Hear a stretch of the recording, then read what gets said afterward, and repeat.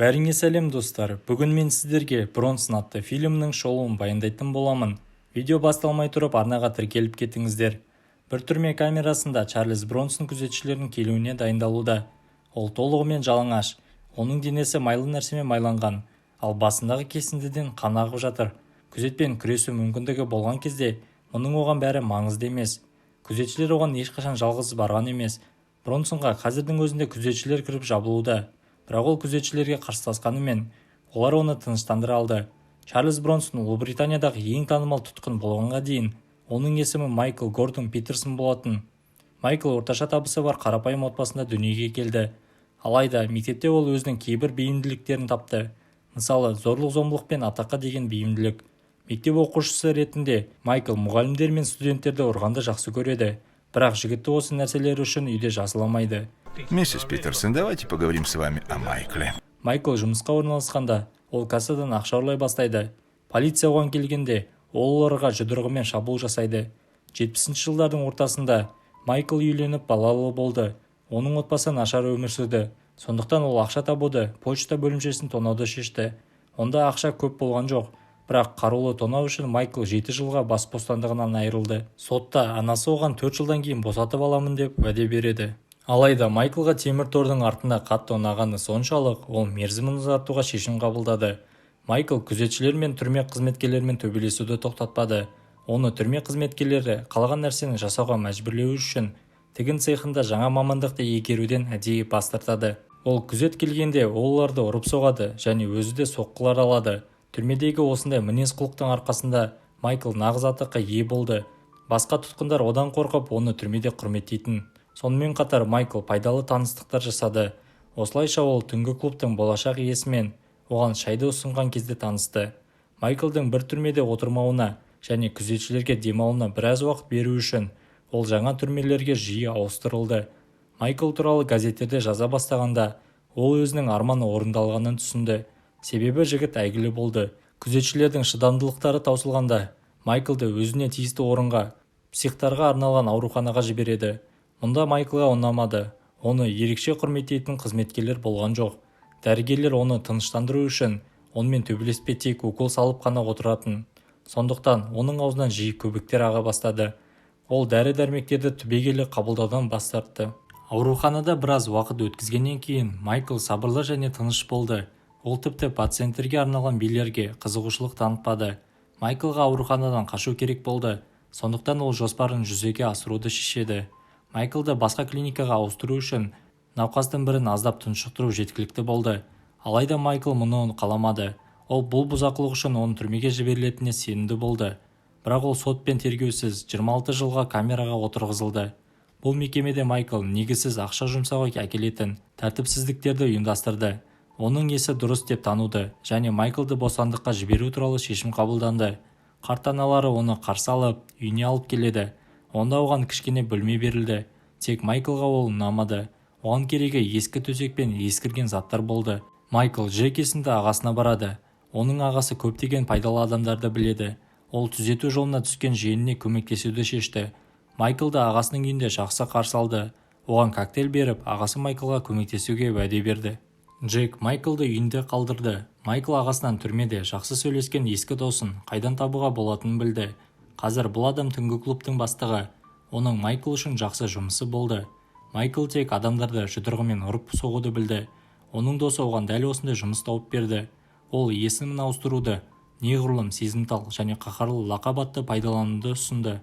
Осы сәтте Чарльз Бронсон дүниеге келді. Майкл нағыз актердің атын алды. Ол бір кездерде экранда жарқырап, қатыгез қорқынышты адамды бейнелеген. Майкл Элисон есімді қызбен бірге өмір сүріп бастады. Қыздың жігіті болды, бірақ Майклды бұл алаңдатпады. Оның досы оған жасырын жекпе-жектер ұйымдастырды. Онда Майклдан көрермендердің есінде қалу үшін ерекше бір нәрсені көрсету керек еді. Ол өзінің қарсыластарына дәрет сындырып, бірден екеуімен соғысып, тіпті күрес иттерімен де шайқасты. Бұл үшін Майкл жақсы ақша ала бастады, бірақ Элисонға сақина алып беруге жетерлік емес. Ол қызға ғашық екенін мойындады. Майкл қыздың басқасын жақсы көретінін білгенде, зергерлік дүкенге барып, сөреден сүйікті сақинасын алып береді. $1000, сэр. Хорошо. Элисон сыйлықты бағаламады. Ол өзінің жігітіне үйленетінін айтты. зергерлік дүкенді тонағаны үшін оны тағы да түрмеге қамайды. Ол алыс емес жерлерге қуанышпен оралды, себебі бұл жерде оны әлі күнге дейін сыйлап таниды. Бостандықта Майкл бар болғаны 69 күн ғана өткізді. Оны түрме бастығына апарған кезде ол әйгілі тұтқынды қолына алды. Түрме бастығы Майклдың өмірін мұқият бақылайды. Майклға мұндай жағдай ұнамады. Ол бұл мекемеде тез шаршады және темір тордың артында тұруын әртараптандыруды шешеді. Бұл кезде камераға жергілікті кітапхана қызметкері кітаптермен бірге келді. Бронсон оны тұтқынға алды. Бұл туралы ол дереу күзетшіге хабарлайды, ал күзетшілер оған телефон әкеледі.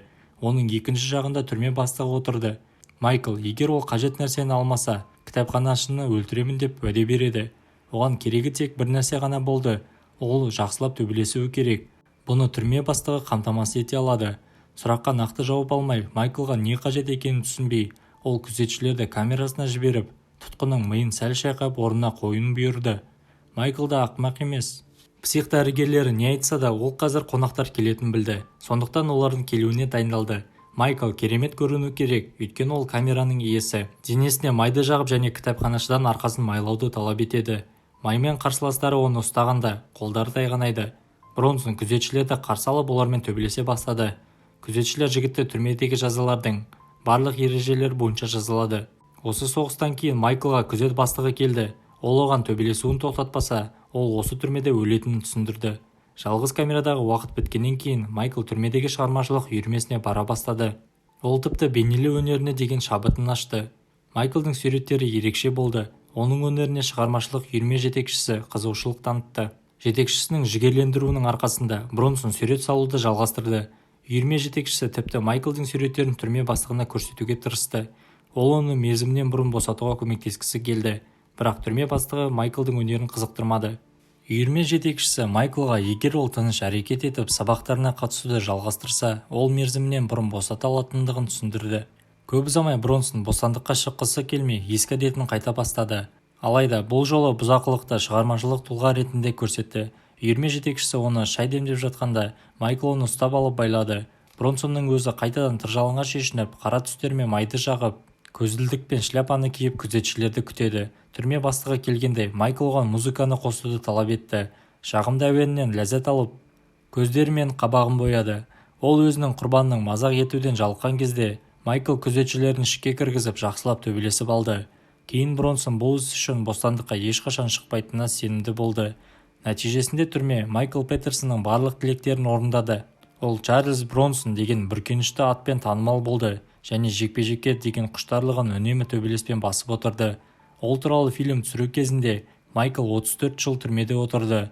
Олардың ішінен ол 30 жылын жалғыз камерасында өткізді. Оның босатылған күні әлі күнге дейін белгісіз. Осы уақытқа дейін Чарльз Бронсон Ұлыбританияның ең қатыгез тұтқыны болды. Достар, осымен фильм аяқталды. Фильм ұнаса, лайк басып, комментарийға өз ойларыңызды жаза кетіңіздер. Сіздермен болған Киношоу арнасы келесіде кездескенше.